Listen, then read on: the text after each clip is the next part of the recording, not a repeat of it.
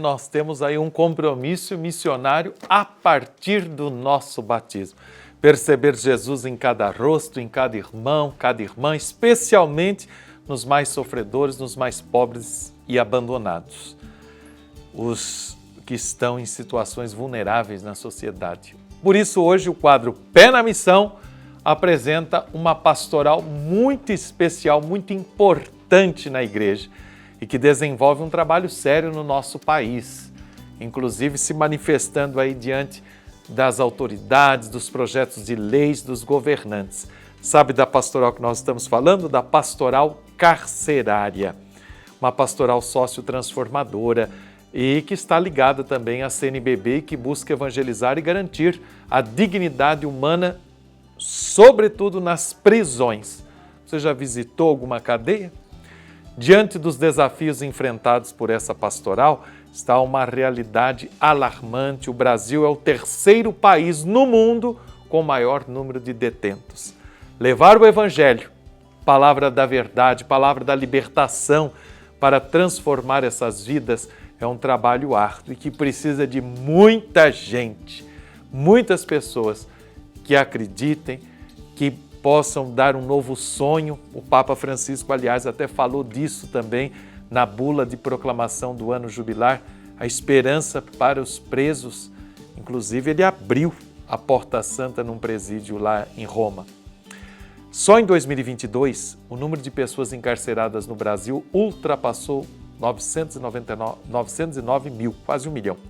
Para falar com a gente sobre essa importância desse trabalho, nós recebemos a coordenadora nacional da Pastoral Carcerária e que é referência no assunto e merece aqui o nosso carinho, a nossa saudação. Nós vamos falar com a irmã Petra Faller. Irmã, bem-vinda, bom dia. Bom dia, irmão Alan. Muito prazer pelo convite. É sempre um prazer conversar com vocês da Tifal Aparecida e especialmente contigo, irmão Alan. Alegria, nós somos todos irmãos, né, irmã Petra? E, irmã Petra, que importante esse seu trabalho, essa sua missão e a gente que acompanha, que conhece, vocês têm sempre o apoio da TV Aparecida, porque isso é o Evangelho de Jesus, cuidar de tudo aquilo que é humano. Ô, irmã Petra, conte para nós um pouquinho sobre a pastoral carcerária. A pastoral carcerária é uma pastoral muito desafiadora, mas muito bonita. Afinal, nossos agentes da pastoral carcerária, que estão em 80% das dioceses e arquidioceses no Brasil, eles têm o grande privilégio de visitar o Jesus encarcerado. O Jesus encarcerado é um encontro de um grande amor gratuito, amor de misericórdia. As pessoas que visitam o cárcere em nome da Igreja Católica vai cada 15 dias, uma vez por semana, de partilhar esse testemunho da esperança e do perdão. Nós rezamos, nós escutamos, isso é muito importante que somos uma pastoral da escuta, e também o segundo pé da pastoral carcerária é essa promoção da dignidade humana, que sabemos que o cárcere é um mundo que é altamente violento, que não respeita a dignidade da pessoa presa, os homens, mulheres, adolescentes, crianças. Então, a presença da igreja é muito importante. Irmã Petra, e a presença da igreja leva exatamente essa palavra de Jesus no Evangelho, quando ele vai nos dizer, aliás, apresentando aqueles critérios de salvação, né? Estive preso e fostes me visitar. E que você já lembrava disso, né? Agora, irmã, você falou dessa visita que a igreja faz, cada pastoral, cada paróquia, cada diocese se organiza, não é? Especialmente nessa visita, como é que é o trabalho dos agentes de pastoral? E alguém que está agora nos acompanhando que diz assim, mas será que eu dou conta, eu posso ser? Então eu queria que você explicasse o que faz o trabalho da pastoral carcerária e já convidasse as pessoas também para entrarem nessa pastoral. Então, como tu já falou, através do batismo, nós somos chamados nessa missão de visitar o Jesus encarcerado. Nós temos formações, a pessoa que faz pastoral carcerária, sem dúvida, passa por uma etapa de formação. Também tem que ser pessoas em cima de 18 anos. E ao se cadastrar, entramos, passamos por uma vistoria, que é um detector de metal, body scanner, e passamos 2, 3 portas, cumprimentamos os policiais penais e chegamos à pessoa presa. E a primeira pergunta é: como vai? Como que está? Tem notícia da família? Como passou essa semana? E fazemos esse exercício de escuta ativa. E depois convidamos para rezar. Isso é muito importante, é um convite. Nesses 30 anos na Pastoral Carcerária, nunca foi negado que uma pessoa presa falou: vamos rezar. E, claro, nós não perguntamos o que a pessoa fez, por que está preso, e se é católico ou não. A gente visita cada pessoa que está no cárcere com toda liberdade e gratuidade. Oferecemos da partilha de oração. É importante, né? É engraçado, irmão Alain, tu acabou de falar que levamos a palavra. A gente não leva a palavra já está lá. A palavra já está lá. As pessoas presas rezam muito. Alguns têm Bíblia, tem hora que eles sabem muitos salmos de cor, que nem eu sei.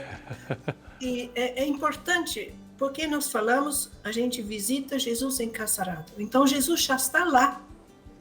A gente só ajuda as pessoas presas de rezar, de ser instrumento para ter um encontro íntimo com Jesus. E partilhar essa esperança e esse amor que Deus tem conosco. Tenho certeza, né, irmã Petra, que essa é a melhor e mais boa notícia. É olhar para aquelas pessoas e dizer assim: olha, Deus te ama, Deus te quer bem, Deus te quer feliz, o Deus é da libertação. Ele quer sim que a gente reconheça o que foi fraco, o erro, mas Ele apaga tudo isso, Ele dá uma chance para a gente ser melhor. Olha, essa palavra, isso já é uma motivação de muita esperança e de ânimo para eles. Agora, irmã Petra, como que é o contato assim? Você disse que pergunta se tem notícia da família, se a família está visitando e tal. Vocês têm esse papel também entre os cárceres e os seus familiares? Sim, isso é muito importante. Porque como que as pessoas presas falam? A família puxa junto. Eles falam puxa a pena, né? A família tá junto, condenada. O preconceito da sociedade aqui fora é muito grande. Até nas nossas paróquias. Se vocês perguntam nas paróquias, alguém já tinha contato com uma pessoa presa, um familiar presa, vocês vão se surpreender quantas pessoas têm contato ou já visitaram por causa de um familiar preso, mas estão com vergonha.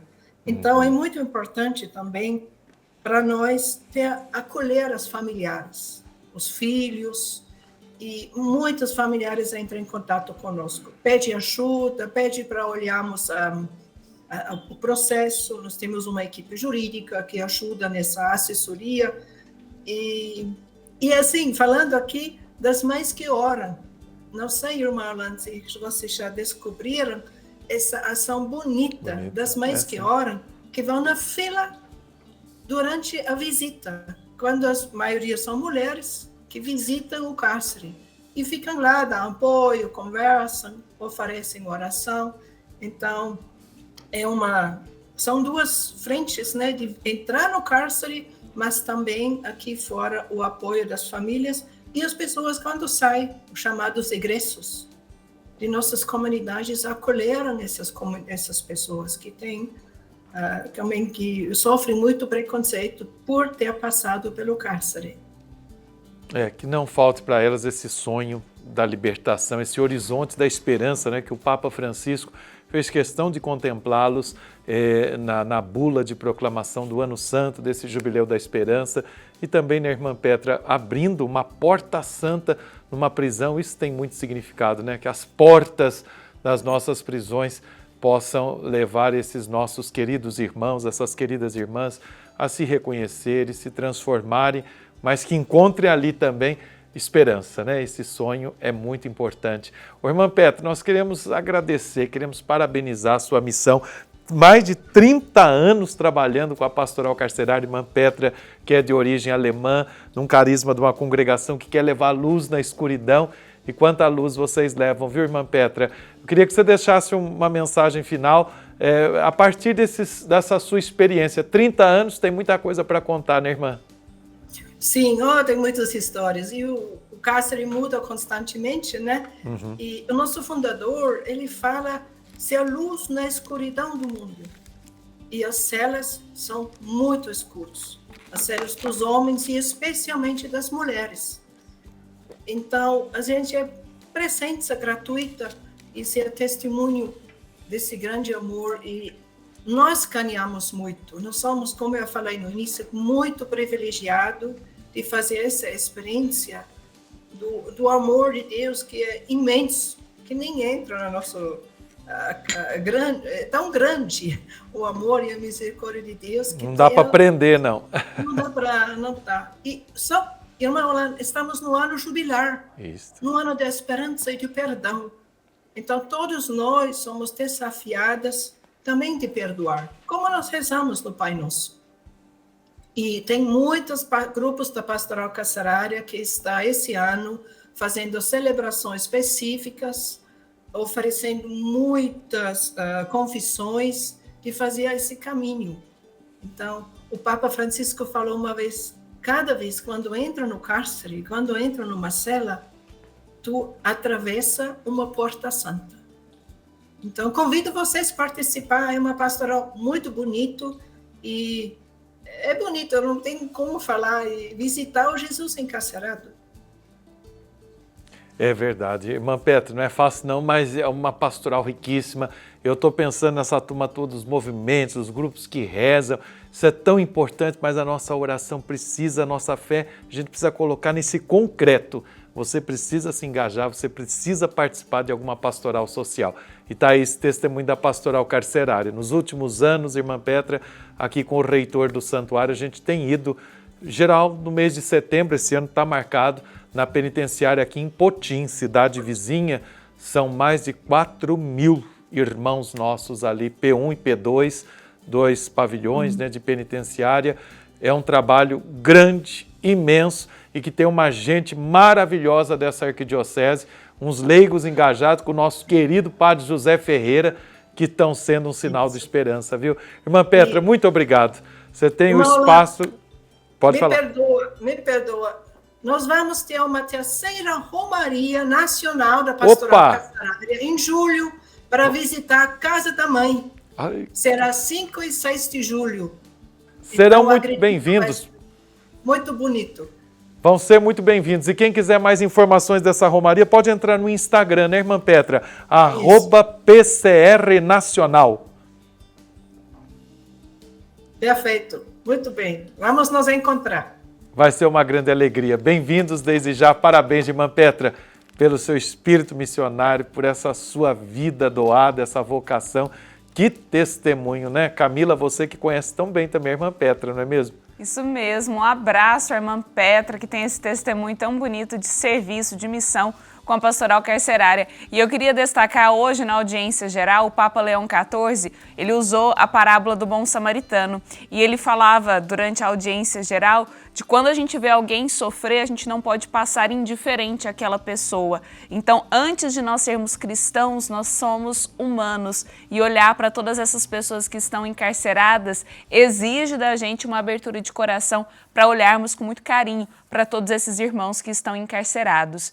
Mas além da irmã Petra, nós também convidamos aqui os leigos que desenvolvem esse trabalho tão especial, tão importante de evangelização, um trabalho missionário. E eles vão contar um pouquinho para a gente dessa experiência de visitar Jesus encarcerado, escutar as agonias, as dores, os sofrimentos da população, uma das populações mais marginalizadas no nosso Brasil. Então nós vamos receber aqui a dona Lúcia, o Eduardo, bem-vindos. Bom dia, obrigada por estarem aqui no Família dos Devotos. Obrigada a vocês. Hein? Agora eu queria saber, primeiro eu vou começar com a dona Lúcia. Sim. Como que surgiu esse chamado? Porque é um chamado muito específico, né, Eduardo, Lúcia? Isso. Muito específico da pastoral carcerária. como que você descobriu que queria ser uma agente, uma missionária da Pastoral Carcerária? Menina, esse chamado foi um chamado mesmo, porque eu nem esperava que eu podia um dia participar, né, da Pastoral Carcerária. Eu gostava muito de, trabalhar na rua, né, com almas na rua. Aí um dia esse chamado bateu forte, né? Eu tenho uma irmã que hoje já não está no meio de nós, ela já faleceu, ela fazia parte dessa pastoral. Olha. E aí ela ia, né? Vinha para a pastoral e eu ficava com meu pai para ela vir, né? Um dia ela chegando com o padre José na minha casa, na casa do meu pai, que eu estava junto, e ela falou: padre, a Lúcia quer participar dessa pastoral. Eu, nossa, me deu um... Falei, como assim? Eu? Né? Mas... Falei, bom, aí eu fui para Lorena, que eu morava em Lorena na época. Eu falei assim, eles mandando recado, mandando mensagem para mim. Eu falei, quer saber? Eu vou mesmo, né? Eu vou mandar os documentos, que o padre queria os documentos. Eu vou mandar o documento e vou, né? Vou participar. Naquela época demorava bastante para sair os documentos, né? Semana e pouco, o padre chega em mim e fala, Lúcia, seus documentos estão prontos. Falei, mas sabe aquela coisa pulou dentro de mim? Que alegria, foi uma coisa chamada. Falei, eu vou, né? Já que tá pronto, né, Lúcia? É, claro. Falei, vou sim. Falei, tá, nossa, não vi a hora de chegar na quarta-feira seguinte para eu vir, né? E daí... Isso já tem quantos anos? 23 anos, foi em 2002. 23 anos como missionário, como agente da Pastoral Carcerária. Exatamente. Mas aí eu vim numa alegria, nossa, eu nunca senti medo. E eu falo que desde a primeira vez, todas as quartas que eu vou, é como se fosse aquele primeiro dia que eu entrei, entendeu? Que testemunha. Nossa, é uma coisa...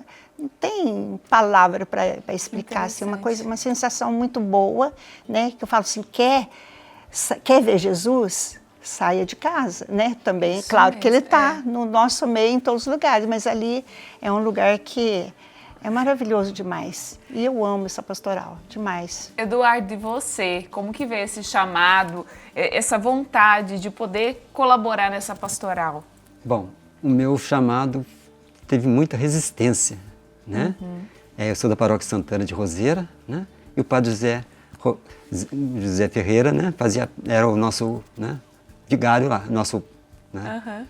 Então, ele, em todas as suas celebrações, no final da homilia, ele falava sobre pastoral. Falava sobre pastoral. Todas, 95% das celebrações dele, ele falava da pastoral. E ninguém se candidatava. E ninguém, todo mundo quieto, a cidade inteira, ninguém. Um dia eu falei para minha esposa, eu vou colocar meu nome lá, não sei o que é, mas eu vou colocar meu nome. Dei meu nome para ele, né? Aí ele fez uma formação, aí nos apareceu 6 pessoas, né? Fez a formação, depois ele pediu os documentos, né? Mandamos os documentos, acho que levou em torno de 20 a 30 dias mais ou menos, saiu a autorização, né? Que é as carteirinhas, né? Daí ele marcou a visita, pessoal, vai ser a visita na quarta-feira, essas visitas nossas eram na quarta-feira à tarde, né? Hoje era assunto de manhã, né? E vamos. Aí fomos na visita, fizemos todos os procedimentos corretos, entramos, chegamos lá onde que hoje nós chamamos de raio, né? Eu deparei ali com 190, 200 jovens naquele lá, né? E nesse tempo as visitas eram feitas assim de encontro um com o outro, assim. Hoje elas não são mais, né? Podia dar um abraço, podia pegar na mão, era à vontade. Aí não sabia o que fazer. Aí corri atrás do padre José Ferreira e fiquei atrás dele com medo, assustado, né? Aí fizemos uma visita, sabe? No caminho ele falou, Eduardo, como é que foi? Falei, foi bom, padre. Aí cheguei em casa e falei, não tem nada a ver com isso. Nada. Não é para mim. A esposa falou assim, não, eu falei para você, né?